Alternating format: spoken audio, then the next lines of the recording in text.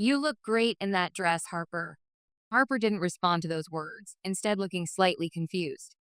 My sister-in-law Vanessa had, for some reason, handed over my daughter Lily's dress to her own daughter Harper.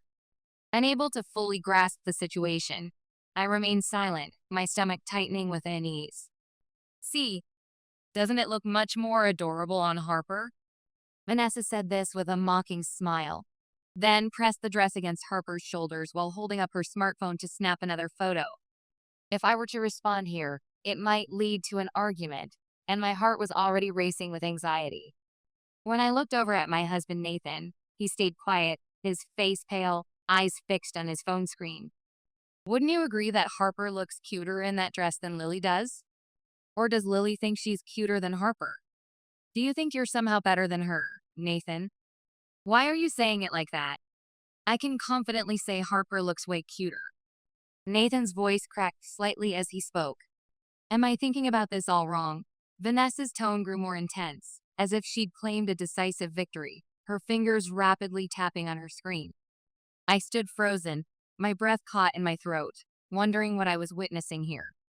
Harper wearing the dress is something special. If someone offers it to you, you absolutely take it. Got it? Vanessa shot a glare at Nathan, her perfectly manicured nail pointing accusingly. Why is it he can never stand up to her? Though he's my husband, I couldn't help feeling a sharp twist of disappointment in my chest. And yet, his next words, regardless of Vanessa's pressure, were unforgivable. Well, it's true that the dress looks better on Harper than on Lily anyway. When Nathan looked down at Lily and said that, time stopped for me. His words hit me like a cold splash of water, sending chills down my spine. Lily's small face changed to an expression filled with sadness, her eyes glistening with tears. Thank you for everything up until now. Taking Lily's hand, I said this flatly, feeling my heart hardening with each beat. She also sensed my resolve, nodded slightly, her small hand squeezing mine, and then looked back at Nathan. Bye, Daddy. With that, we began preparing to leave together, my fingers trembling as I gathered our things. As we walked out the door, Vanessa's laughter echoed behind us, but Lily and I didn't stop. We kept walking, committed to our new future, not looking back, the weight of betrayal heavy on our shoulders. But everything would change in just 10 minutes. My name is Olivia Turner, and I'm 45 years old. I live with my husband Nathan and our daughter Lily. I've always thought we had a peaceful and happy home, our own little sanctuary from the chaos of the world. In our open dining kitchen with a view of the living room, I was casually preparing breakfast, the morning light streaming through the windows, warming my face. My kind husband Nathan was scrolling through news on his tablet, and our 8-year-old daughter Lily was getting ready for the day, her movements precise and purposeful. Just before leaving for school, she has a habit of double-checking her backpack, her small fingers carefully running through the contents. Aside from weekends, I also work as a freelance costume designer. Perhaps sensing my often hectic schedule, Lily is an independent, easygoing child who handles things herself, never adding to my stress. Nathan absolutely adores Lily and, without being asked, braids her hair into pigtails every morning, his fingers moving with surprising gentleness. I wanted to be a dad who can braid hair, he once told me, his eyes soft with affection. Since her preschool days, he's been trying, sometimes struggling to braid her hair before heading out for work, his face a portrait of concentration. Now he braids her hair faster and better than I do, a fact that fills me with both admiration and a touch of good-natured envy. Through the kitchen window, I could see our small garden, a precious patch of nature in our suburban life. On my day off last week, Lily and I planted some bulbs for spring, our hands working together in the rich soil. They were tulip bulbs we got from a local hardware store, nothing fancy but full of promise. We just prepared the flowbed soil and planted them, our little secret waiting beneath the earth. Nothing more to do until spring, but the anticipation makes me smile. Still, I find myself glancing at the bare garden soil from the small kitchen window out of habit, imagining the colorful blooms that will eventually emerge. The day we planted the bulbs, Nathan's sister Vanessa suddenly moved into our neighborhood. She moved in without notifying Nathan beforehand and then came to greet us with her daughter Harper, her arrival as unexpected as a summer storm. It's been a while, Olivia. We're right nearby. I might be bothering you sometimes, but I look forward to getting along, she announced, her voice dripping with false warmth. Wearing gardening gloves and caught off guard by her unexpected visit, I was bewildered, my heart skipping a beat. Nathan's displeasure was clear on his face, and he seemed slightly irritated, his jaw tightening. Vanessa, you could have at least given us a heads up before coming, he said, his voice strained. Vanessa narrowed her eyes slightly. With perfectly groomed hair, she played with a strand and gave Nathan an upward glance, smiling with practiced charm. Hey, can we talk alone for a bit? There are things only siblings can talk about, right? Her voice was honey sweet, but somehow made my skin crawl. Nathan stared at Vanessa for a moment without saying a word, and then it led to him listening to various matters inside the house, his shoulders slumping in resignation.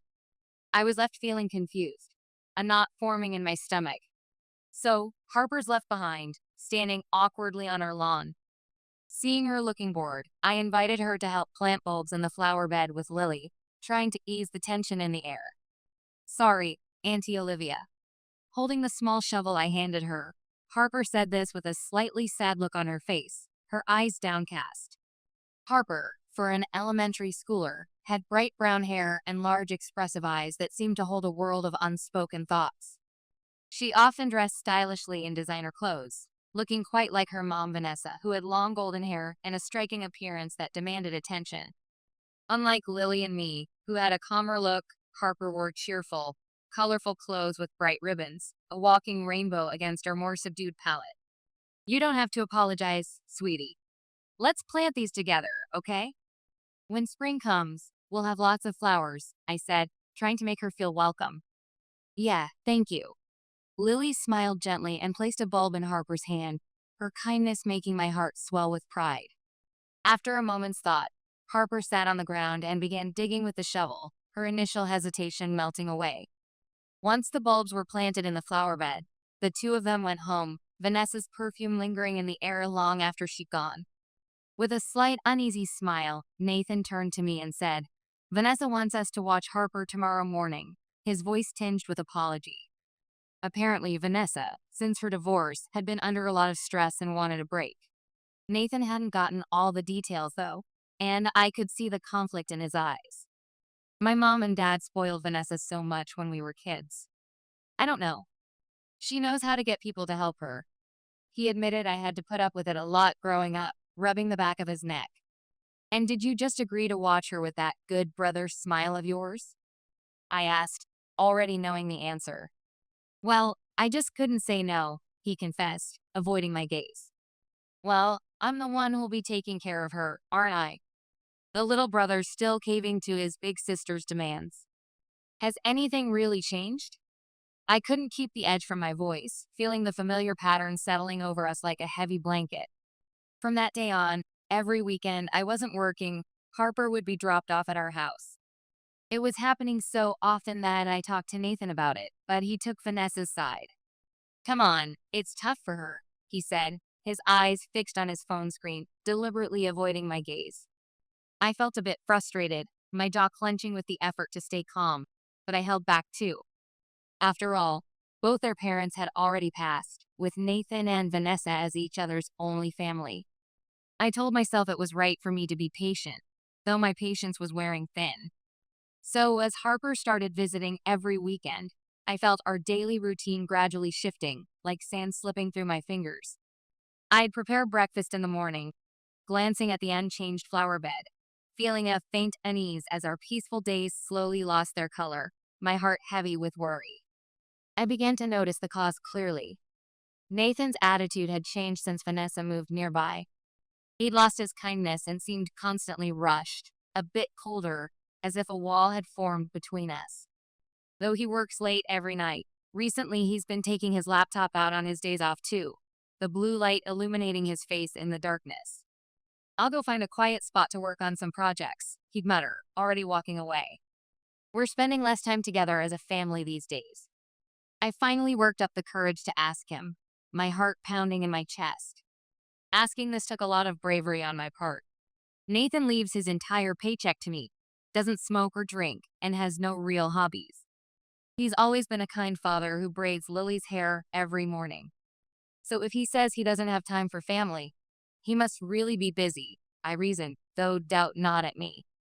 I didn't know what answer I was hoping for, but I couldn't help but want something that would reassure me, some small comfort to ease the growing ache in my chest. They've given me a new project at work. I've got more work events to go to. I'm really sorry. He looked away, his shoulders slumped slightly, a gesture that felt both familiar and strangely hollow. In the past, he'd always valued family time despite his limited days off. But now it felt like that time had almost disappeared, leaving a void where our connection used to be. With an air of genuine regret, he muttered an apology again. I'm really sorry. On weekends, it was as if Vanessa was filling in the gaps left in our family time, visiting more frequently with Harper wearing her little ribbons, her presence a constant reminder of our changing dynamics. If you're not going out, you got time, right? That was her attitude, sharp as a knife, and she continued to leave Harper with us more and more, her expectations hanging in the air. I had no choice but to accept Vanessa's whims, my frustration building like pressure in a sealed container. But even so, one comfort was seeing Lily and Harper playing happily together, their innocent joy a balm to my troubled spirit. I quietly watched them from the living room sofa where they played right in front of me, their laughter washing over me like gentle waves.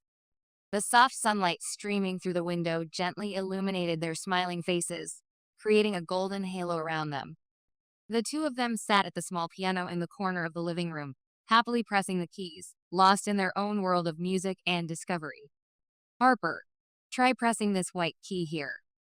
As Lily instructed, Harper's eyes sparkled as she reached out her finger, tentative but curious.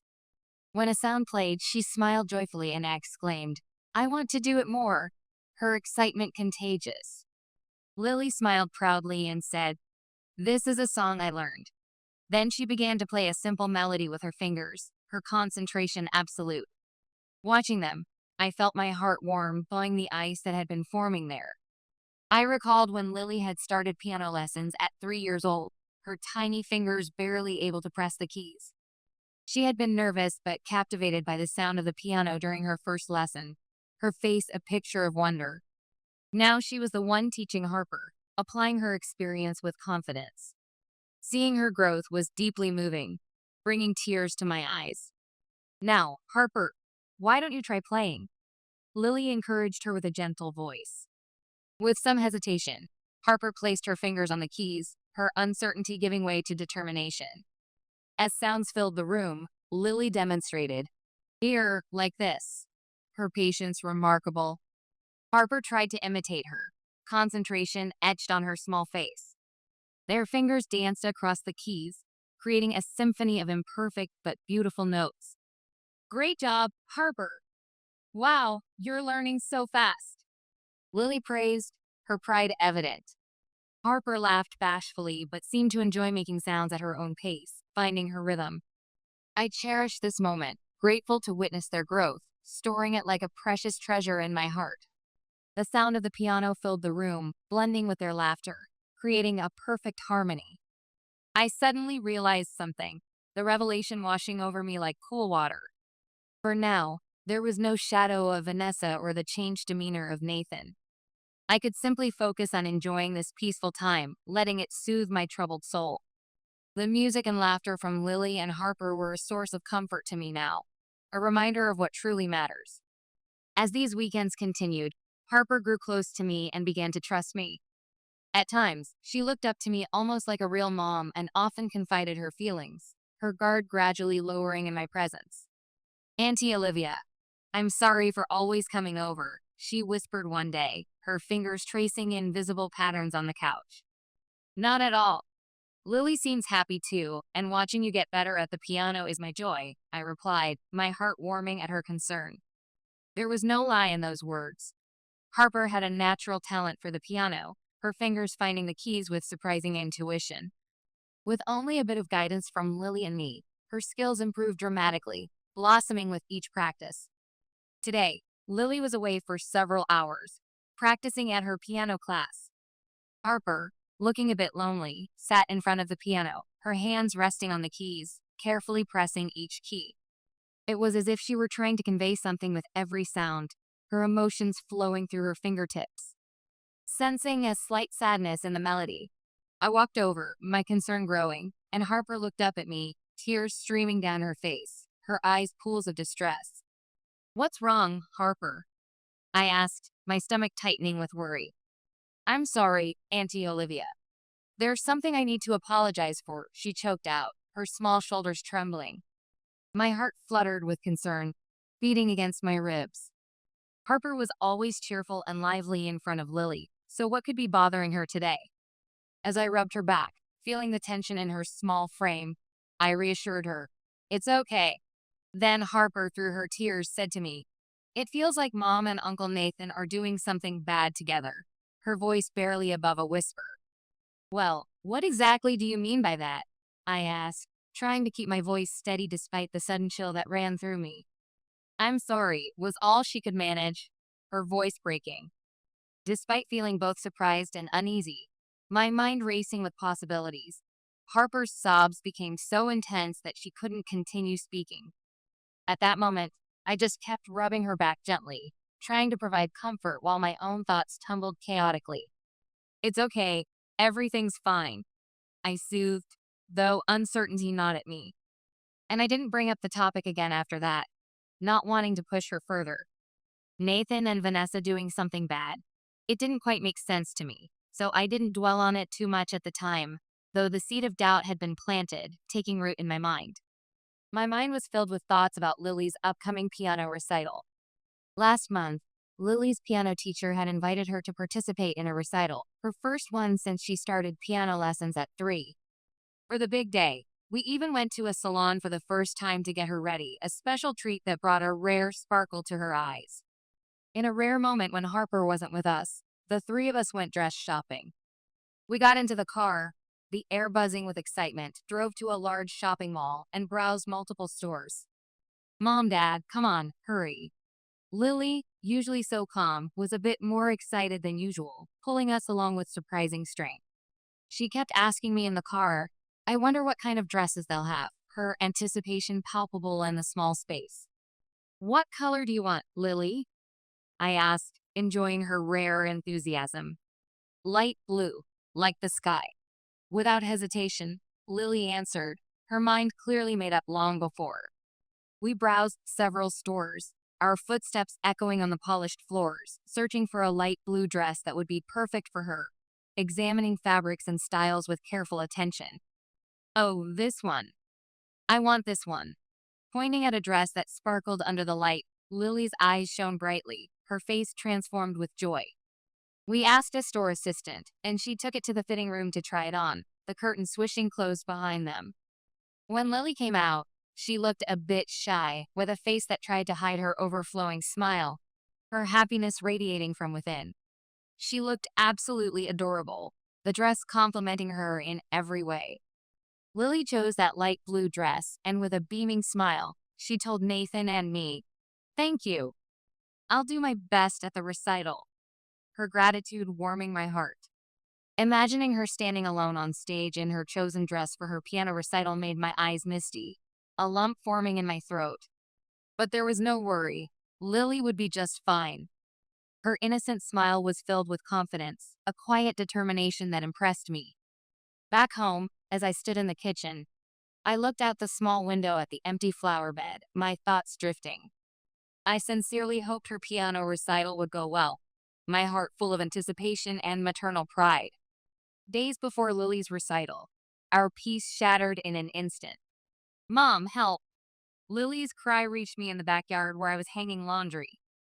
I dropped the damp towel and rushed inside to find Lily crying, Nathan standing by awkwardly, and Vanessa holding Lily's recital dress like a trophy. "What's wrong?"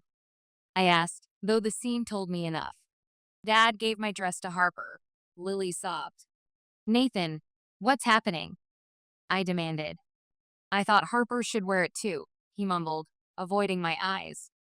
As I pressed for answers, Harper suddenly tugged at Vanessa's sleeve. "Mom, stop.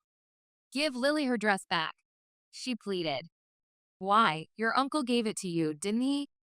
Vanessa turned to Nathan, who nodded weakly. I couldn't believe it. We just bought this dress specially for Lily's recital. Harper broke away from her mother and rushed to my side. Mom told Uncle Nathan to take Lily's dress, she revealed desperately. Vanessa smiled calmly. I just wanted Harper to have it too. She patted Harper's head. This dress suits your pretty face so well. But it's my dress. Lily protested through tears. Doesn't it look prettier on Harper? Vanessa pressed, laughing mockingly. Your face is plain, Lily. This dress suits Harper better, she added cruelly. Fury rose within me. Vanessa, that's uncalled for. It's reality. Prettier girls deserve prettier dresses, don't they? She challenged. I looked at Nathan, silent and pale. Is Lily crying because she lost her dress? He asked weakly. No, Dad. I'm sad because my dress was taken from me, Lily clarified. Harper is cuter, Nathan. Don't you think so? Vanessa pushed. I don't even want the dress, Harper whispered. I just want to play with Lily. Harper, what are you saying? Vanessa scolded. When someone offers you something, you take it. Nathan, under his sister's influence, delivered the final blow. Harper does look better in the dress than Lily. Time stopped. His words hit like ice water, numbing me completely.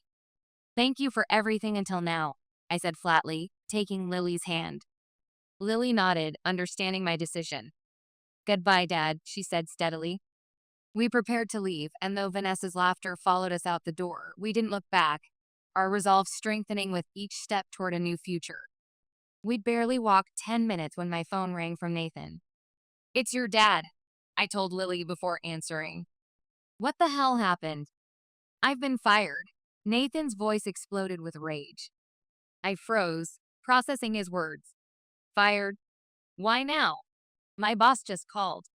Did you do this, Olivia? My mind flashed to Harper's confession. Mom and Uncle Nathan are doing something bad.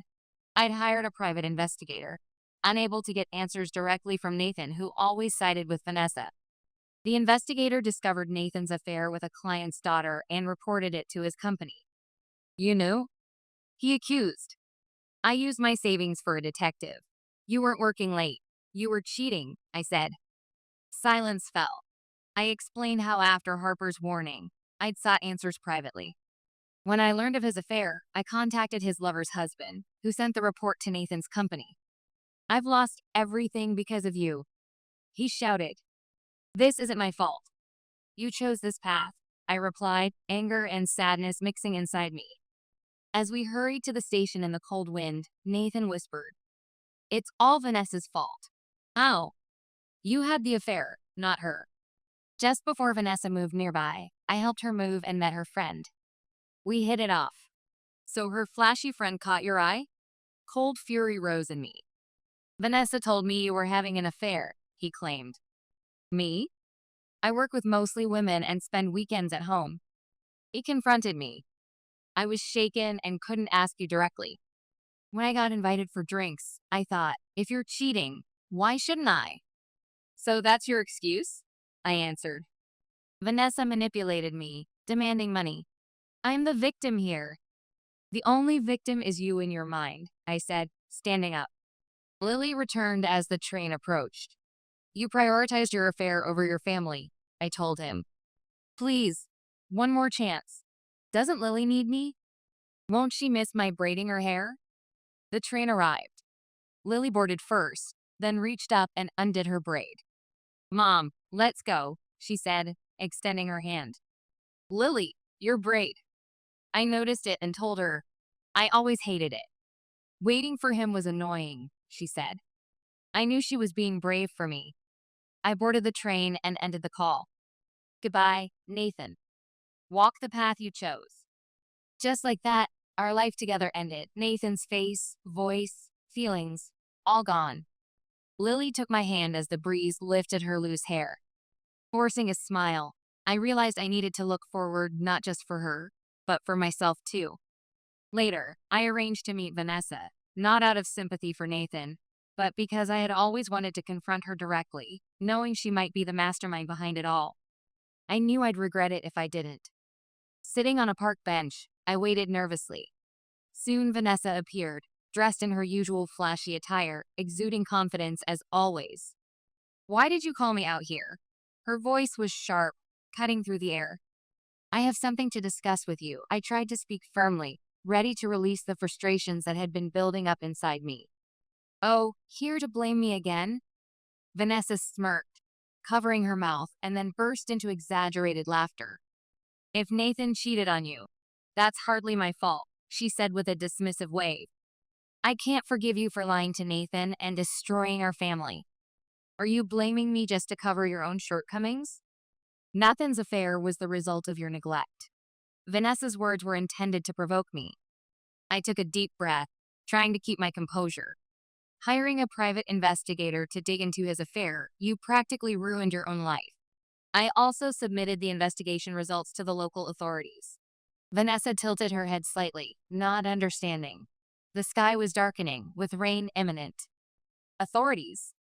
What are you talking about?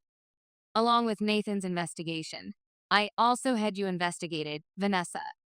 Her eyes widened. I had hired the detective to investigate not only Nathan, but also Vanessa. After all, Harper had told me, Mom and Uncle Nathan are doing something bad. Vanessa's actions hadn't seemed suspicious. Despite being a single mother, she likely had a boyfriend, nothing unusual about that. However, this boyfriend was visiting her place so often it was practically cohabitation. Did you know to qualify for single mother support, certain conditions need to be met? After receiving the detective's report, I submitted it to the appropriate authorities. She was practically living with a man who, though an ordinary worker, was likely financially supporting her. Additionally, she not only left Harper with me but also frequently left her alone at the apartment at night, indulging in her expensive lifestyle. Based on this information, they might conduct an investigation. If you've been receiving benefits under false pretenses, you might be asked to pay it all back. Vanessa's face turned pale. At that moment, I made a decision. I would no longer let this woman control my life. The heavy dark clouds above were on the verge of releasing rain. I don't want anything to do with you anymore. Don't ruin my life, I said firmly. I stood up, looking at Vanessa as she sat there stunned. The rain began to fall in droplets. I took a folding umbrella from my bag and handed it to her. Take it, or you'll catch a cold. I walked away, leaving Vanessa on the bench, staring blankly. My heart wasn't entirely at ease, but this was the end of my conflict with Vanessa. I resolved to take this first step toward reclaiming my own happiness. A few months passed, and as winter eased, I prepared for a fresh start. The divorce with Nathan proceeded quietly, his initial resistance fading. His plans to marry his affair partner fell through. After our divorce, Nathan lost everything: job, family, and girlfriend. Vanessa was found misusing child support on shopping sprees and dating multiple men. The authorities ordered her to repay all unlawfully received financial aid. My concern was Harper. Her father had taken custody after Vanessa was reported for neglect, leaving Harper alone while she went out. I'm happy here with you, Harper said cheerfully at our apartment entrance. Lily and I had moved near Harper's new home. The girls had always been close, and I wanted to preserve their bond despite the divorce. Lily resumed piano lessons, and Harper began learning too. They motivated each other, their friendship strengthening through music. I secured a full-time position as a costume designer at a theater company. I was working for both my family and my own dreams now. Hope grew inside me. Perhaps the girls would perform together wearing costumes I designed. From my new kitchen window, I watched spring arrive. I wondered if the tulips we planted at our old home had bloomed, but that chapter was closed. In the living room, I worked at my sewing machine on Lily's school play costume. Soft light filled the room as music caught my attention. Harper sat at our old piano in the corner. I can almost play this song now. Lily, listen for a minute before your turn, she said intently. Her fingers touched the keys, releasing awkward notes that soon formed a melody. Bach's Minuet, the piece Lily practiced. As the music flowed, peace washed over me. Our new beginning was imperfect but beautiful.